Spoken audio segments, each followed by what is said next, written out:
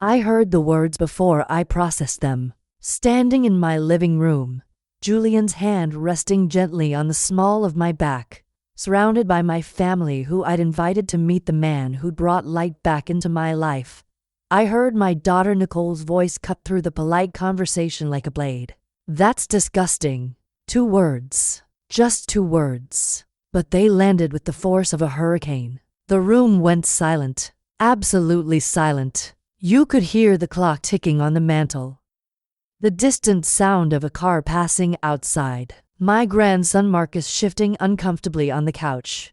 Julian's hand didn't move from my back, but I felt his fingers tense slightly. Just slightly. Just enough for me to know he'd heard it too. I turned to look at Nicole, my daughter, my firstborn, the little girl I'd rocked to sleep on countless nights, the teenager I'd stayed up with during heartbreak, the woman I'd supported through her divorce. She was staring at Julian with an expression I'd never seen on her face before. Disgust. Pure, undisguised disgust. "Nicole," I said quietly. My voice sounded strange, distant, like it was coming from someone else's mouth. "What, Mom?" She didn't even look at me. Her eyes were fixed on Julian like he was something dirty she'd stepped in. "I'm just saying what everyone's thinking." My son Marcus cleared his throat from the couch. His wife Carmen looked down at her hands. My granddaughter Destiny had her phone out, probably recording this whole disaster for her social media. Julian stayed perfectly still beside me. His face was calm and composed, but I could feel the hurt radiating off him in waves. "Nicole, that's enough," I said, trying to keep my voice steady. "Is it though?" She finally looked at me, really looked at me, and what I saw in her eyes made my stomach drop. "Is it enough, Mom? Or should we talk about how you're dating someone 13 years younger than you? Someone who works as a nurse's aide?" "He's a registered nurse," I said. My voice was shaking now. "He works with a community health organization helping people who can't afford. I don't care what he does." She crossed her arms. "This is embarrassing. You're embarrassing yourself. And embarrassing us." My heart was pounding so hard I thought everyone could hear it. My hands started to sweat. The beautiful Sunday dinner I'd spent all day preparing sat untouched on the dining table behind us. Julian spoke for the first time since Nicole's outburst. His voice was quiet, gentle, the same voice I'd fallen in love with. "Maybe I should go." "No," I said immediately. "Please don't, Mrs. Williams. I don't want to cause problems in your family." He started to step away. Nicole laughed. It was a cold sound. Bitter. "Mrs. Williams. Oh, that's rich. You can drop the act. We all know what this is." "What is it, Nicole?" I asked. My voice was getting louder. I couldn't help it. "Tell me. What exactly is this?" "You're lonely. You're vulnerable. And he's taking advantage of that." I felt something break inside me then. Not in a sad way. Not in a defeated way. In a clear, sharp way. Like glass shattering. "Get out." "What?" I said, "Get out. All of you now." Marcus stood up quickly. His wife followed. "Mom, let's just calm down and out." I'd never raised my voice at my children like that. Not once in 61 years. They left, one by one. Marcus trying to be a peacemaker but ultimately following his sister. Carmen apologizing quietly as she passed. Destiny looking back with something that might have been sympathy or might have been judgment. "And Nicole?" She paused at the door. "When you come to your senses, call me. Until then, don't expect to hear from us." The door closed. And suddenly it was just me and Julian, standing in my living room surrounded by the ruins of what was supposed to be a beautiful day. Have you ever introduced someone you love to your family, only to watch them be humiliated? If this moment feels familiar, subscribe to the channel and share your story in the comments. Your experience might help someone else feel less alone. My name is Diane Williams. I'm 61 years old. And if you told me a year ago that I'd be standing up to my daughter for the first time in my life, I would have laughed and told you that you didn't know me very well. But here we are. Let me back up. I was born in 1964 in South Carolina. Grew up in a time when being a black woman meant you had to be twice as good to get half as far. My parents taught me early that dignity was something you carried inside yourself, not something anyone could give you or take away. I moved to Chicago in my 20s for work. Met my husband Robert at a church social in 1985. We got married 6 months later because when you know, you know. We had 2 children, Nicole first, then Marcus 3 years later. Robert worked for the Transit Authority for 33 years. I worked as an administrative coordinator at a law firm downtown. We weren't rich, but we were stable. We bought a small house in Bronzeville, raised our kids, went to church every Sunday, did everything right. Robert died 7 years ago. Heart attack, sudden. One day he was here complaining about the lawn needing mowing. The next day he was gone. After he died, I just existed. I kept working until I retired 3 years ago. Kept the house clean. Kept showing up to family dinners. Kept breathing. But I wasn't living. I was just filling time. My house is a small 3-bedroom bungalow with a front porch and a tiny backyard. Robert painted it blue with white trim 20 years ago, and I've never changed it. Inside, it's filled with our life together. Photos on every wall. His favorite chair still in the living room. His reading glasses still on the nightstand even though he's been gone for 7 years. I'd wake up every morning at 6, make coffee, sit at the kitchen table, and watch the birds at the feeder outside. Do the crossword puzzle in the newspaper. Then spend the rest of the day doing, I don't even know what. Watching TV I didn't care about. Reading books I couldn't focus on. Calling my kids who were always too busy to talk for more than 5 minutes. Nicole is 38 now. Works in marketing for some tech company. Makes good money. Divorced 5 years ago from a man who never treated her right, though she'd never admit that. She has 2 kids. Destiny is 16, and Cameron is 13. Marcus is 35. He's an accountant. Married to Carmen, who's sweet but quiet. They have 1 son, Marcus Jr., who's 11. After Robert died, my kids were attentive for about 6 months. They'd call every day, stop by on weekends, help with things around the house. But gradually, life moved on. The calls became weekly, then monthly. The visits became obligatory Sunday dinners every few weeks where everyone was on their phones and nobody really talked about anything that mattered. I became another task on their to-do lists.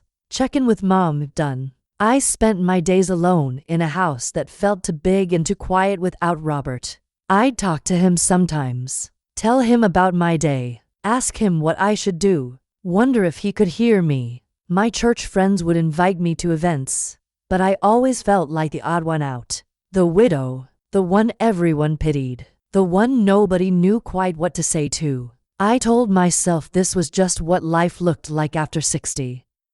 After losing your husband, that I should be grateful for my health and my home and my retirement and stop feeling sorry for myself. But deep down, I was drowning in loneliness, and I didn't know how to ask for help.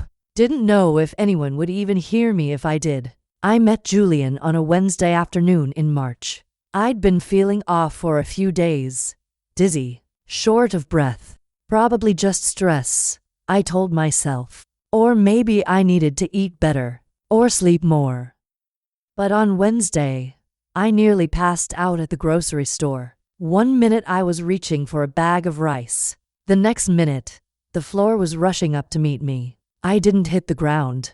Someone caught me. Oh, easy. I've got you. I looked up into the kindest eyes I'd ever seen. Dark brown, warm, concerned. I'm okay, I tried to say, but my voice came out weak. You're not okay. Let me help you. He guided me to a bench near the pharmacy, sat me down, pulled out his phone. I'm calling an ambulance. No. I grabbed his arm. No ambulance. I'm fine. I just got dizzy. Ma'am, You nearly collapsed. That's not fine. I can't afford an ambulance, please. He studied me for a moment, then nodded. Okay, but I'm taking you to the urgent care clinic myself. And I'm not taking no for an answer. That's how I met Julian. He drove me to a free community clinic where he volunteered, sat with me while they checked my blood pressure and blood sugar, stayed while they ran tests. Turned out I had dangerously high blood pressure and hadn't even known it. You need to see a doctor regularly, the nurse practitioner said. This could have been a stroke. Julian drove me home afterward, helped me inside with my groceries, made sure I had my new medication. Thank you, I said as he was leaving. I don't know what would have happened if you hadn't been there. I'm glad I was. He wrote his number on a piece of paper and left it on my kitchen counter. If you need anything, or if you just want someone to check in on you, call me. I looked at that number for 2 days before I worked up the courage to text him. This is Diane, from the grocery store. Just wanted to say thank you again. He responded within minutes. Diane, I'm so glad you texted. How are you feeling? Have you been taking your medication? We started texting. Just simple check-ins at first. Then longer conversations about everything and nothing. He told me about his work. He was a registered nurse who'd been working in community health for 15 years. He volunteered at free clinics 3 days a week. He believed healthcare was a human right, and he was doing his small part to make that real. I told him about my life, about Robert, about my kids, about how lonely I'd been. He never pitied me, never treated me like I was fragile. He just listened. After a month of texting, he asked if he could take me to dinner. I panicked. I was 61 years old. I hadn't been on a date in 40 years. What was I thinking? But I said yes anyway. We went to a small Ethiopian restaurant on the south side. He ordered for both of us since I'd never had Ethiopian food before. Taught me how to eat with injera bread. Told me stories about his patients that made me laugh until my sides hurt. Tell me about Robert, he said over coffee. Most people avoided talking about Robert. Like mentioning him would make me sad, like I'd shatter if we acknowledged he'd existed. But Julian asked directly, genuinely wanted to know. So I told him about our first date, our wedding, the way he sang off-key in the shower, the way he always left his socks on the floor, the way he looked at me like I was the most important person in the world. He sounds like he was a good man. He was the best. And he'd want you to be happy now. Don't you think? I'd never thought about it that way before. Maybe, not maybe, definitely. If he loved you the way you describe, he'd want you to live. Really live, not just exist. Something inside me shifted that night. We started seeing each other regularly after that. Coffee on Tuesday mornings before he went to the clinic. Walks in the park on Saturday afternoons. Movies on Thursday nights. He was easy to be with. Comfortable. He made me laugh. Made me think. Made me feel like myself again. For the first time in 7 years, I woke up with something to look forward to. But I didn't tell Nicole or Marcus. I kept Julian separate from that part of my life. I told myself it was because the relationship was still new. That I wanted to be sure before I said anything. But really? I was scared of what they'd say. Nicole noticed something was different in June. We were having Sunday dinner at her house. She'd made her famous lasagna. The kids were being loud, normal family chaos. But she kept looking at me, studying me. Mom, you look different. Different how? I don't know. Younger? You're wearing makeup. I touched my face self-consciously. I'd started wearing a little mascara and lipstick again. Julian had mentioned once that he liked my smile, and I'd wanted to highlight it. It's just a little makeup, Nicole. And you lost weight. Are you eating enough? I'm eating fine. And you're smiling more. Like, a lot more. Marcus looked up from his plate. She's right, Mom. You seem happier. Is that a bad thing? No? Nicole set down her fork. It's just surprising. What's changed? I should have told them then. Should have just been honest. But I wasn't ready. Nothing's changed. I'm just trying to take better care of myself. That's all. Nicole narrowed her eyes. She had that liar look, like she could see through any lie. Okay, if you say so. But I could tell she didn't believe me. Over the next few weeks, the questions got more pointed, more frequent. Nicole would call and ask what I'd been doing, where I'd been, who I'd been with. Marcus started showing up unannounced to check on me, to make sure I was okay. One Saturday afternoon, Destiny stopped by while Julian and I were having coffee on my front porch. I saw her car pull up and my stomach dropped. That's my granddaughter. Maybe you should go inside. Julian looked hurt but nodded. If that's what you want.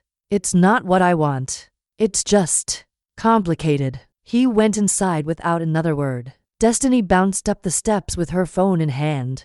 Hey, Grandma. Mom wanted me to drop off some. She stopped, looked at the 2 coffee cups on the table, the plate of cookies, the magazine I'd been reading. Were you with someone? Just a friend. What friend? Just someone I know from church. The lie tasted bitter in my mouth. She studied me with those sharp teenage eyes that see everything. Okay, well, Mom wanted me to bring you this casserole. She says you're probably not eating enough.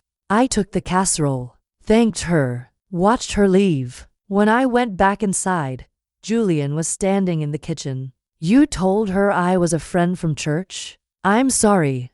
I'm not ready for them to know yet. Why not? Because they won't understand. Or because you think they'll judge you? I didn't answer. Because he was right. A week later, Nicole showed up unannounced on a Sunday morning. Julian's car was in my driveway. We'd been making breakfast together. She knocked. I answered. She looked past me into the house. Saw Julian at my stove, flipping pancakes, wearing one of Robert's old aprons. Her face went hard. Who is that? Nicole. This is Julian. Julian, my daughter Nicole. Julian turned off the stove and came to the door, wiping his hands on the apron. It's so nice to finally meet you, Nicole. Your mother talks about you all the time. He extended his hand. She didn't take it. Mom, can I talk to you? Outside? Nicole. That's rude. Outside now. I stepped onto the porch, closed the door behind me. How long has this been going on? A few months. A few months. And you didn't think to tell me? I'm telling you now. Who is he? His name is Julian. He's a nurse. He works at. How old is he? Why does that matter? How old is he? 48. Her face went slack with shock. 48. Mom, you're 61. I'm aware. You're dating someone 13 years younger than you. Yes. Oh my God. Her hand went to her forehead like she had a headache. Oh my God. I can't even what? This is embarrassing, Mom. What are people going to think? I don't care what people think. Well, I do. She lowered her voice to a harsh whisper. You're making yourself look desperate. Like some lonely old woman who… Stop. Just stop right there. I'm just being honest. No, you're being cruel. There's a difference. She stared at me for a long moment. I need to go. But we're not done talking about this. She left, and I stood on my porch, shaking, wondering what I'd just done. 2 weeks later, I decided to face the situation head on. I invited my family over for Sunday dinner, told them I wanted them to meet someone important to me. Julian was nervous. Are you sure about this? He asked the night before. No, but I'm doing it anyway. They're not going to like me. They don't have to like you. They just have to respect you and respect my choices. He kissed my forehead. You're braver than you think. Sunday arrived. I spent all morning cooking. Fried chicken, collard greens, mac and cheese, cornbread, sweet potato pie, all of Robert's favorites. Julian arrived an hour early to help. Diane, you didn't have to go to all this trouble. Yes, I did. This is how my family shows love. Through food. At 3 o'clock, they started arriving. Marcus and Carmen first, then Nicole with her kids. The moment Nicole saw Julian, her face hardened. But she was polite. Cold, but polite. We all sat down at the dining table. I'd set out my good china. The crystal glasses Robert and I got as a wedding gift. Flowers in the center. Everything was perfect, except for the atmosphere. The tension was so thick you could cut it with a knife. Marcus tried to make conversation. So, Julian, Diane says you're a nurse? That's right. I'm an RN. I work primarily in community health. What does that mean exactly? I work at free clinics. Help people who can't afford regular health care. So you work for free? I volunteer 3 days a week. Yes. The other days I work at Northwestern Memorial. Nicole scoffed quietly, but not quietly enough. Something you want to say, Nicole? I asked. No, Mom, nothing. Julian continued, trying to ease the tension. Your mother tells me you work in marketing, Nicole. That must be interesting work.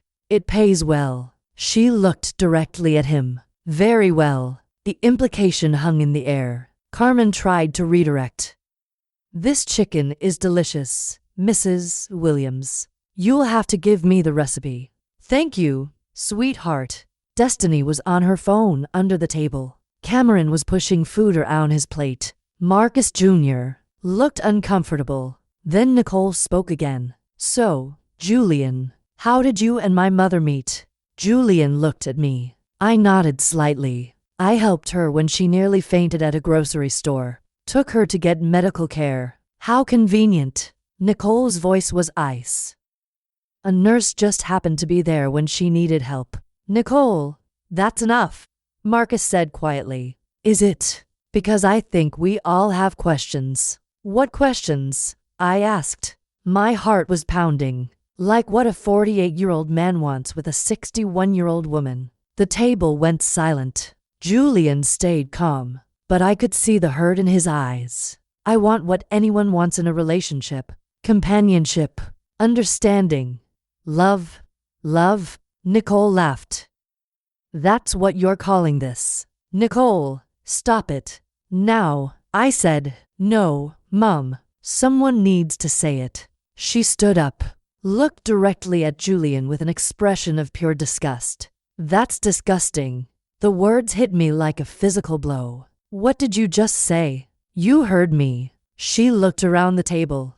Come on. Doesn't anyone else see how wrong this is? He's using her, taking advantage of a lonely widow. And you're all just sitting here acting like it's normal? Julian stood up slowly. I think I should go. No, I said, standing too. You're not going anywhere. Diane, I don't want to cause more problems with your family. Nicole laughed again. That same bitter sound. Diane, how intimate. Tell me, Julian, what are you getting out of this? Because I know it's not her winning personality. Nicole, I shouted. I'd never shouted at her like that. Not once in her entire life. The room went silent. Apologize. Right now, I will not apologize for telling the truth. The truth. The truth is that Julian has treated me with more kindness and respect in for months than I've gotten from you in 7 years. That's not fair, isn't it? When was the last time you called just to see how I was doing? Not to check up on me, not to make sure I was eating enough, but just to talk, to ask about my life, to care about what I was feeling. She didn't answer.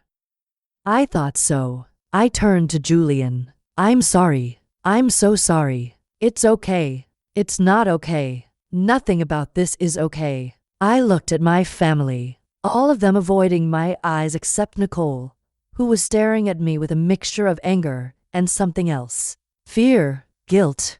I want you all to leave now. Mama Marcus started.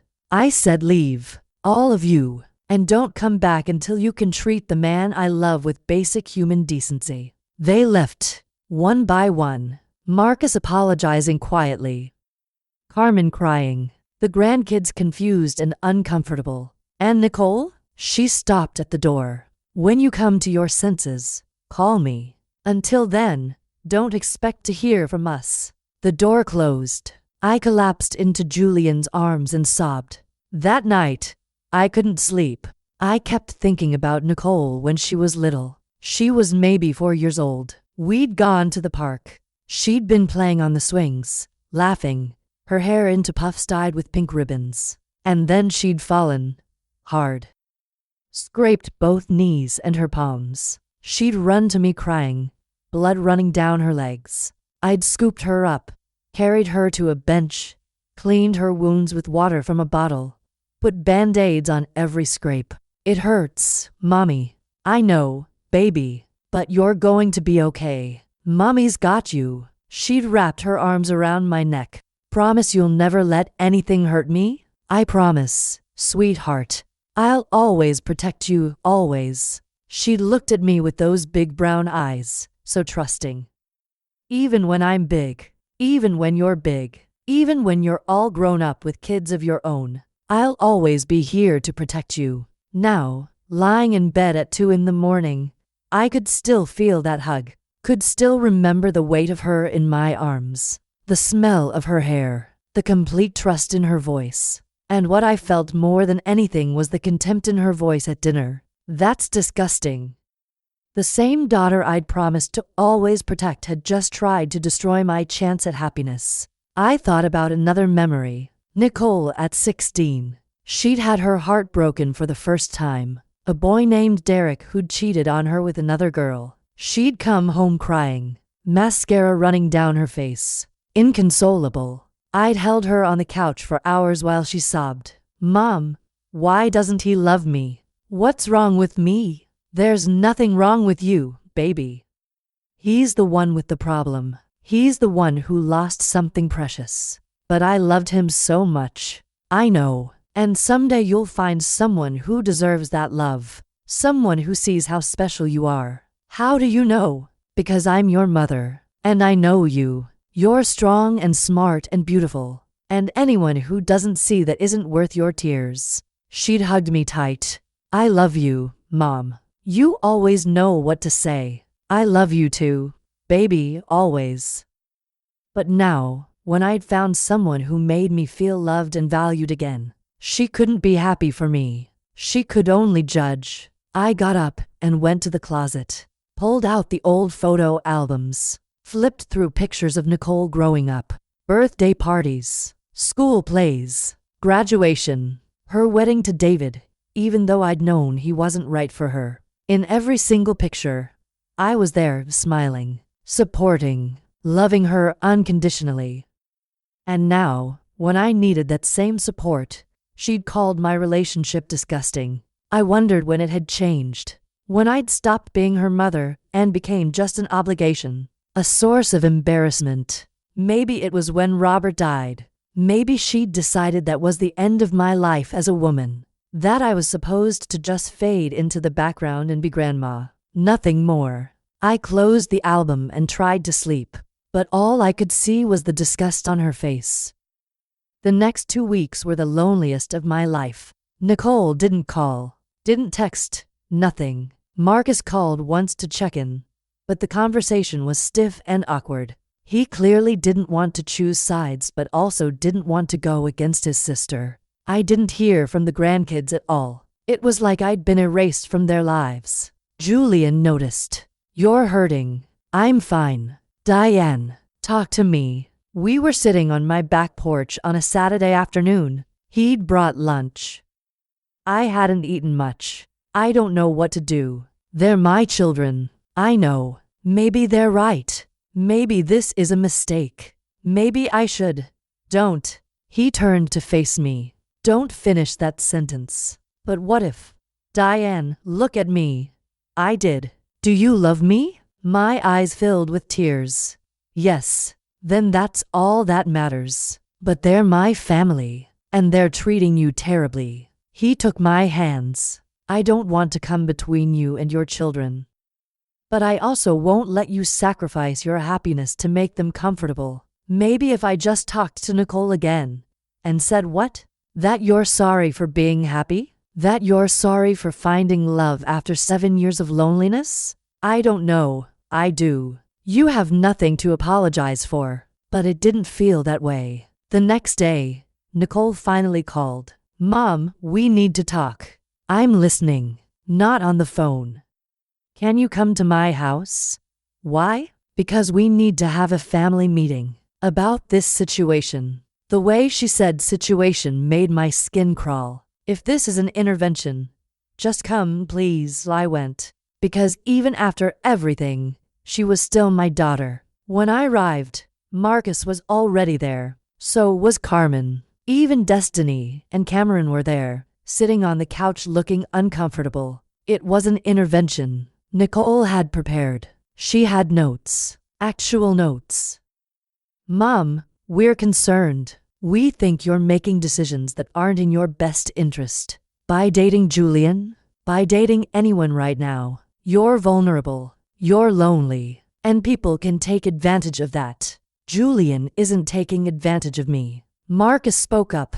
Mom, he's 13 years younger than you. What does he really want?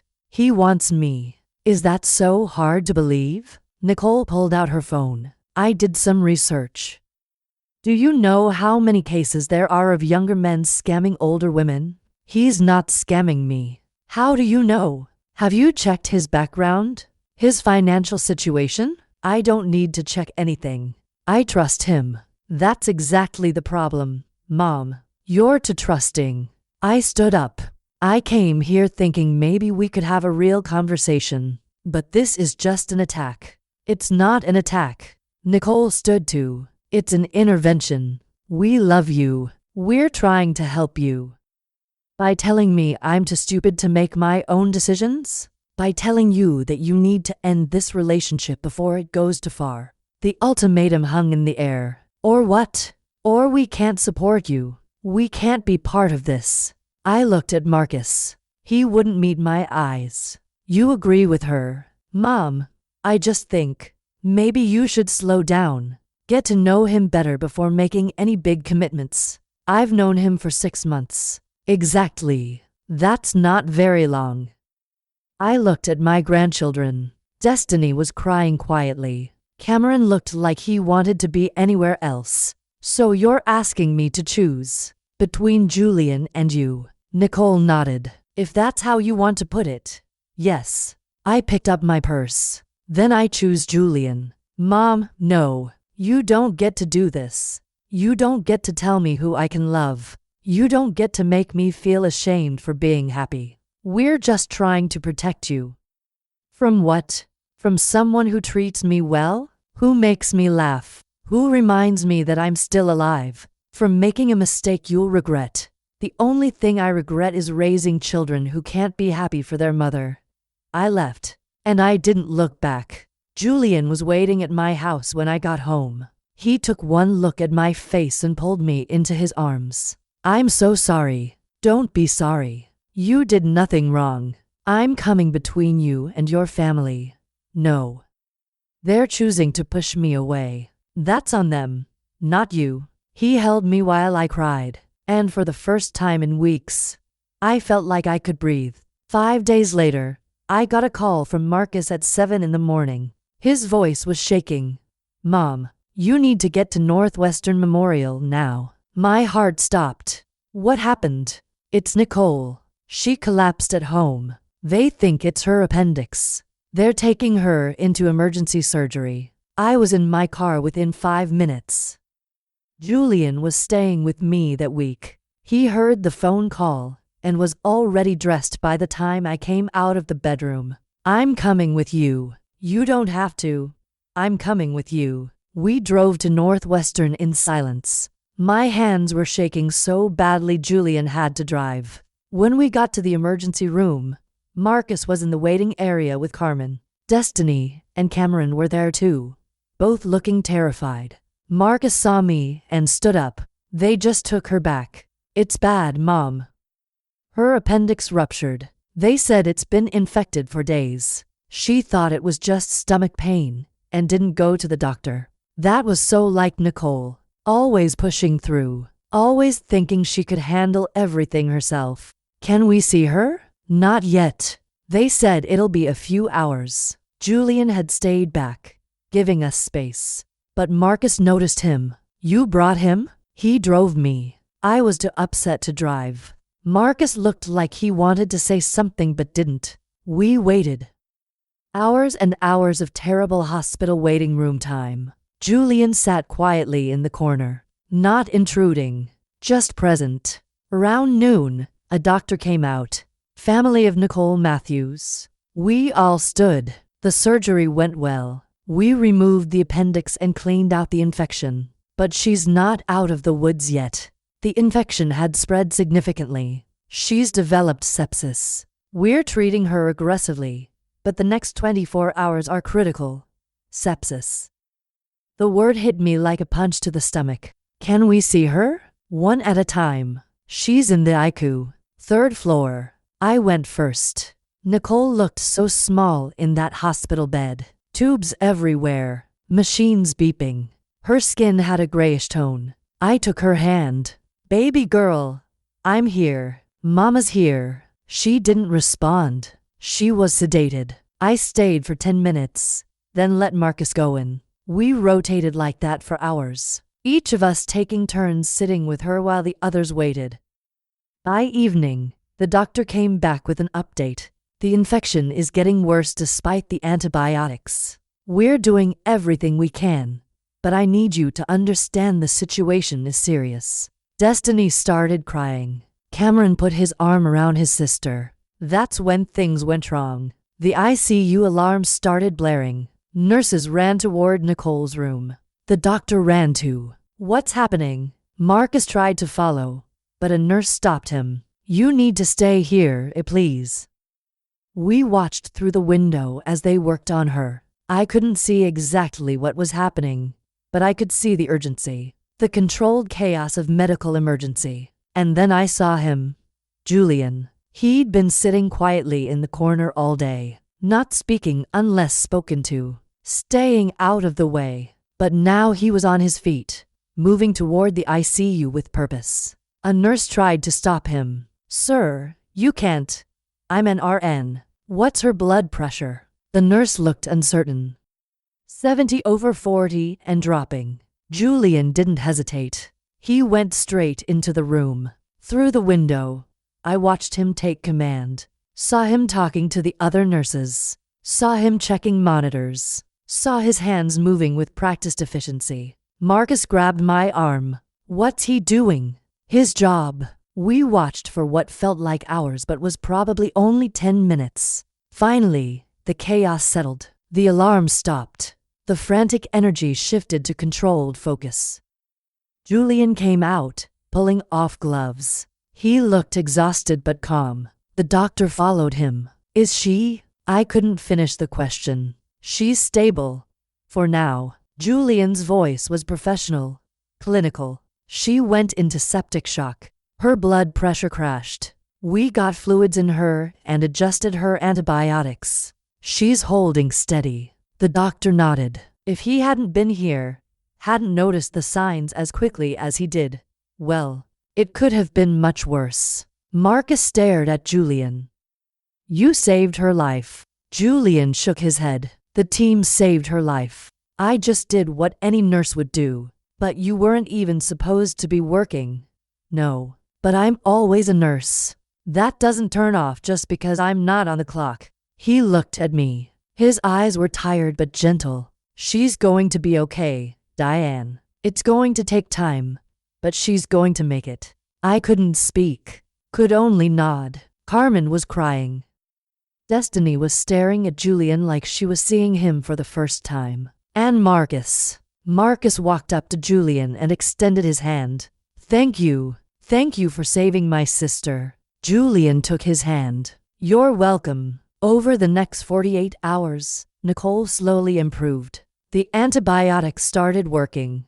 Her color came back. She woke up. When she was finally coherent enough to understand what had happened, Marcus told her. I was sitting by her bed when he explained how Julian had been there, how he'd stepped in, how he'd helped save her life. She didn't say anything at first, just stared at the ceiling. Then she looked at me. Mom, I'm here, baby. Is he still here? Julian? He's in the waiting room. He's been here the whole time. Her eyes filled with tears. Can you ask him to come in? I went to get Julian. He looked nervous. Are you sure? She asked for you. We walked into her room together. Nicole looked at him for a long moment. I'm sorry. Julian stepped closer to the bed. You don't need to. Yes, I do. She was crying now. I said terrible things to you. I judged you. I tried to keep you away from my mother. And you still saved my life. That's what nurses do. We help people, even people who don't like us very much. She laughed weakly. I was awful to you. You were scared. Scared of losing your mother. Scared of change. I understand that. But I said, I know what you said, and it hurt. But I also know you were protecting someone you love. I can't be angry at you for that. Nicole reached for his hand. He took it. Thank you for everything. You're welcome. She looked at me. Mom, I'm so sorry. We'll talk about it later, baby. Right now, you just focus on getting better. But I could see it in her eyes. Real remorse. Real understanding. The wall between us was starting to crack. Nicole spent a week in the hospital. Julian visited her every day, checking her progress, answering her questions about her recovery. One afternoon when I came to visit, I found them talking. Actually talking. Nicole was laughing at something he'd said. Mom, Julian was just telling me about the time he accidentally gave a patient the wrong lunch tray and ended up starting a food fight in the cardiac unit. Julian grinned. In my defense, the patient started it. You gave a diabetic patient regular Jell-O instead of sugar-free. It was my first week. I was learning. They were easy with each other and natural. It made my heart feel full. When Nicole was discharged, Julian drove us home, helped get her settled in her house, made sure she had all her medications organized.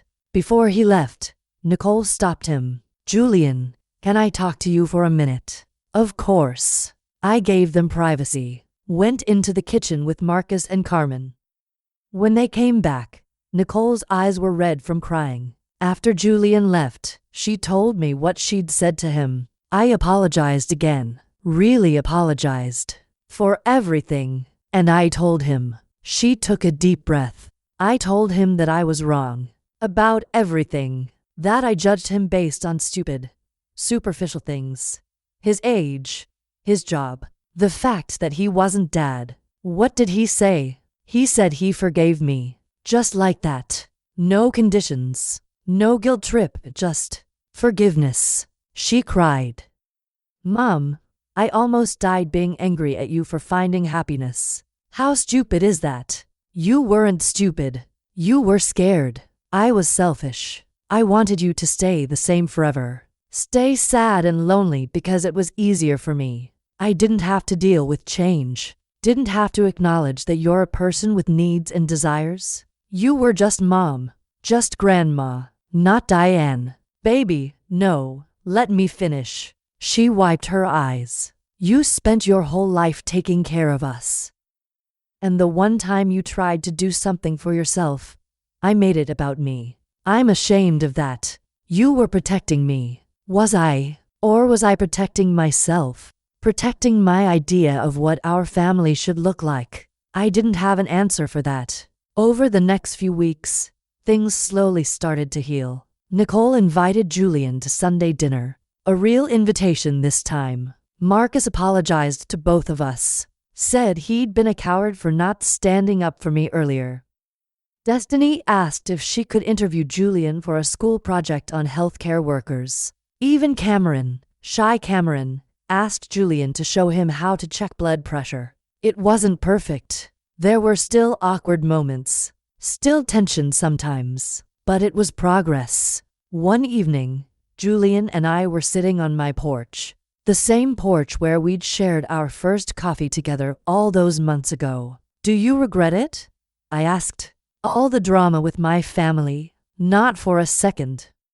Even when Nicole said those things. Even then. Because it led to this. To us being able to be together openly. To your family accepting me. To Nicole being alive. You don't blame her? For what?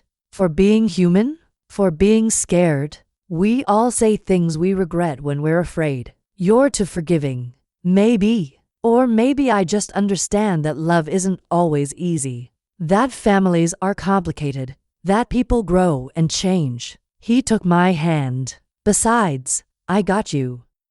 That's worth any amount of drama. I leaned my head on his shoulder. I love you, Julian. I love you too, Diane. We sat there in the evening quiet, watching the sun set over the neighborhood, and for the first time in 7 years, I felt completely at peace. It's been 6 months since Nicole's emergency surgery. 6 months since Julian saved her life. 6 months since my family learned what real love looks like.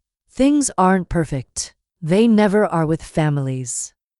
There are still moments of tension, still times when old habits resurface. But Nicole and I talk now. Really talk. About real things. Not just surface conversations about the weather and the grandkids. She asks me about Julian, about how I'm feeling, about my life. And she listens. Really listens. Marcus has become friends with Julian. They watch football together, go out for beers, talk about things that have nothing to do with me.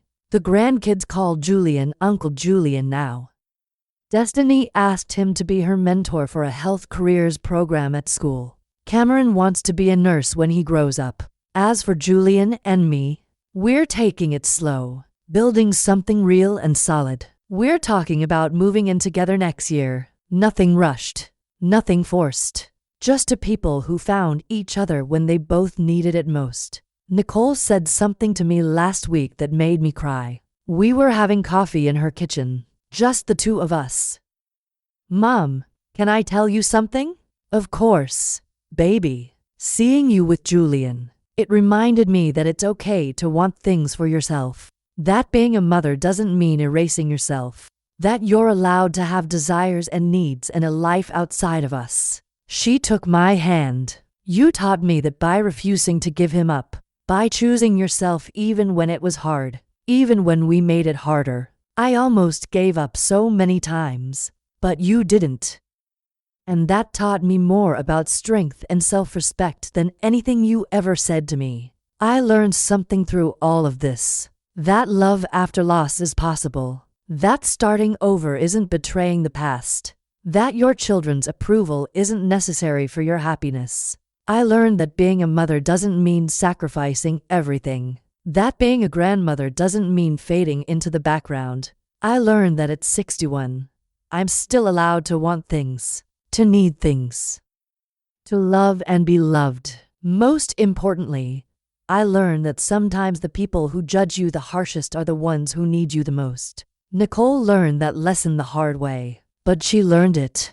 And now, when she sees Julian and me together, she doesn't see something disgusting. She sees her mother, happy, loved, living fully. And that's exactly what I deserve. What we all deserve. If this story touched your heart, subscribe to the channel, leave a like, and share your thoughts in the comments. Have you ever been judged for finding love again? Have you ever had to choose between family approval and your own happiness? Tell your story. Someone out there needs to hear it. And your courage might give them the strength to choose themselves too.